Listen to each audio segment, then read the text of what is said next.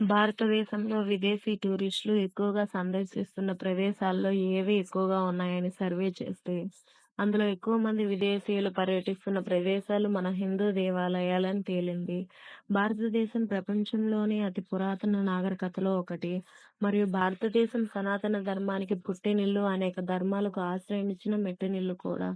ఇన్ని మతాలు ఉండడం వల్ల మన భారతదేశంలో కాశ్మీర్ నుండి కన్యాకుమారి వరకు చాలా దేవాలయాలను మనం చూస్తున్నాం.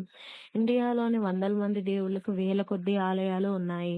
ముఖ్యంగా భారతీయ సనాతన ధర్మంలో ఆలయాలకు ప్రత్యేక స్థానం ఉంది.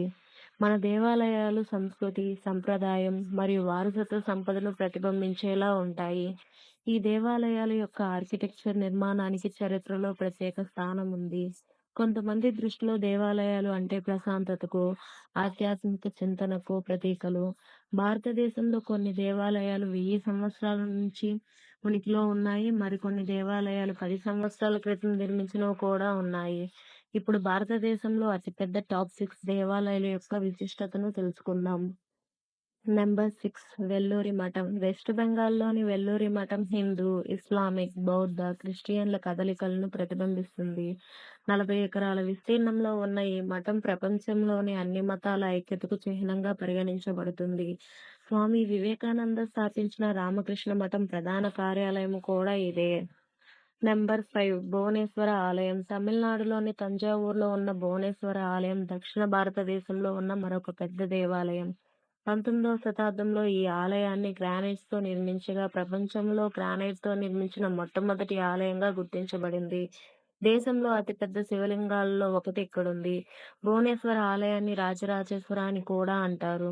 దీనిని దక్షిణ మేరు అని కూడా పిలుస్తారు. ఈ ఆలయాన్ని తమిళ రాజు అయినటువంటి రాజరాజ చోళ గారు 1003 నుండి 1010 సంవత్సరాల్లో నిర్మించారు. నంబర్ 4 అన్నామలయర్ ఆలయం. అదే అరుణాచలేశ్వర ఆలయం. తమిళనాడులోని తిరువన్మలై కొండల్లో ఈ ఆలయం ఉంది. 1,0171 చదరపు కిలోమీటర్లు విస్తరించి ఉంది. ఈ ఆలయం శివునికి అంకితం ఇవ్వబడింది. శివునికి అంకితం ఇవ్వబడిన అతిపెద్ద ఆలయంగా ఈ ఆలయాన్ని భావిస్తారు. ఈ ఆలయాన్ని చౌలులు 9వ శతాబ్దంలో ద్రావిడియన్ ఆర్కిటెక్చర్‌లో 25 ఎకరాల విస్తీర్ణంలో నిర్మించారు. ఈ గుడిలో తూర్పు గోపురం అయినటువంటి రాజగోపురం 135 అడుగుల గ్రానైట్‌తో నిర్మించారు. దీనిని విజయనగర రాజైనటువంటి కృష్ణదేవరాయలు గారు నిర్మాణం మొదలుపెడితే, ఆయన తరువాత శివప్ప నాయక ఆ నిర్మాణాన్ని ముగించారు. మొత్తం 23 సంవత్సరాలు పట్టింది. నంబర్ 3 విరూపాక్షాలయం. కర్ణాటకలోని హంపీలో ఈ ఆలయం ఉంది. ఓ చిన్న ఆలయంగా ప్రారంభమయ్యి విజయనగర పాలకుల హయాంలో పెద్ద ఆలయంగా మారింది. దేశంలోని పురాతన ఆలయాల్లో ఈ ఆలయం ఒకటి. ఈ ఆలయాన్ని వరల్డ్ హెరిటేజ్ సైట్‌గా యునెస్కో గుర్తించింది.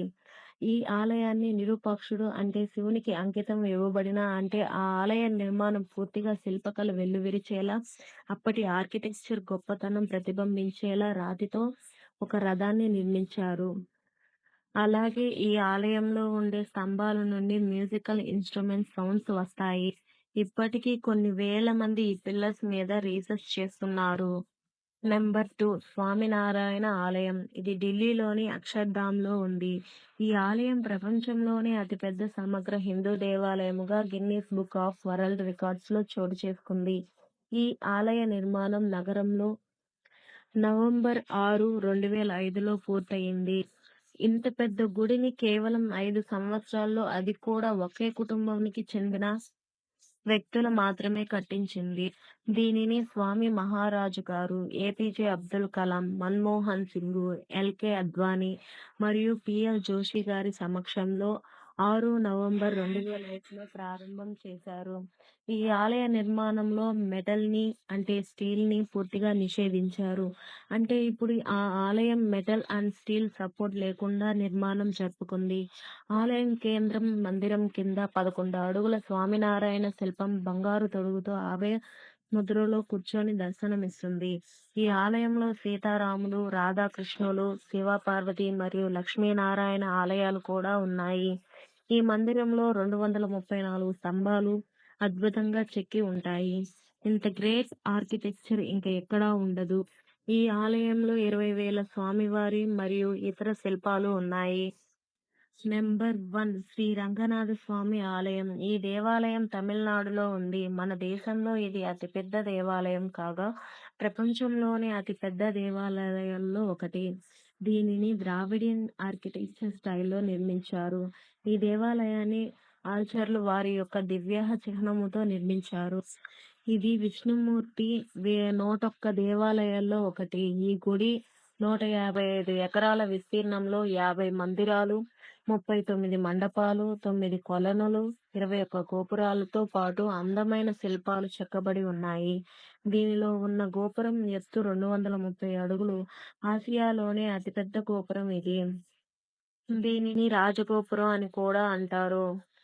మన హిందూ దేవాలయాల మీద మీ అభిప్రాయాన్ని ఇప్పటి వరకు మీరు దర్శించుకోవాలి అని అనుకుంటున్నటువంటి మన దేవాలయాల పేర్లు, టెంపుల్ నేమ్‌ని కామెంట్ చేయండి. మీకు ఇన్ఫర్మేషన్ వర్త్ అనిపిస్తే మీ ఫ్యామిలీ అండ్ ఫ్రెండ్స్‌కి షేర్ చేయండి. మన డీకే ఫ్యాక్ట్ ఛానల్‌ని ఫాలో చేసి సబ్స్క్రైబ్ చేసుకోండి. Thank you.